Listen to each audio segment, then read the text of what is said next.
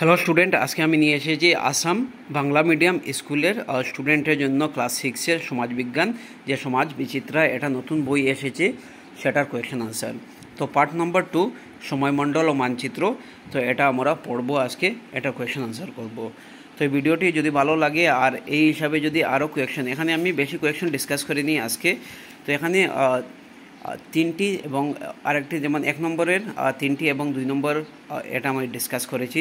এই ভিডিওটি যদি ভালো লাগে আমাকে কমেন্ট সেকশনে কমেন্ট করবেন, তাহলে আমি পুরা চ্যাপ্টারের কোয়েশ্চেন আনসার বানাবো।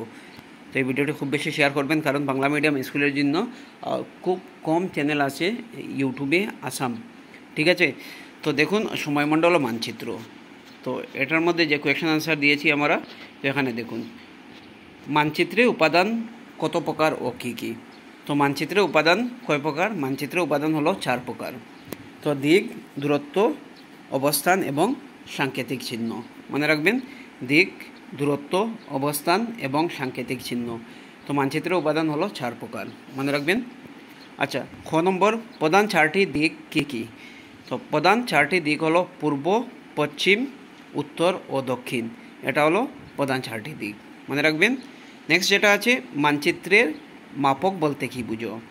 তো ভূপৃষ্ঠের উপরের প্রকৃত দূরত্বকে মানচিত্রে যে অনুপাতে হ্রাস করে দেখানো হয় তাকেই মানচিত্রের মাপক বলে।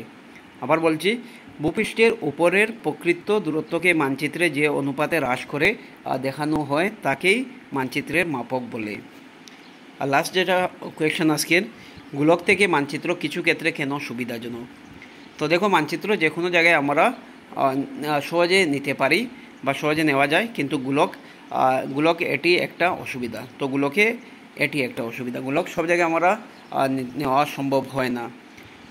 তাছাড়া দেখুন, গোলক বড় কিছু দেখাতে সুবিধাজনক, গোলকে আমরা বড় কিছু দেখাতে পারি, কিন্তু মানচিত্রের দ্বারা ছোট বড় সব কিছু আমরা দেখাতে পারি। যে কোনো এক মানচিত্রে আমরা অনেক কিছু দেখাতে পারি, ঠিক আছে। তো আজকের জন্য এতটুকু। Thank you so much. এই ভিডিওটি শেয়ার করবেন।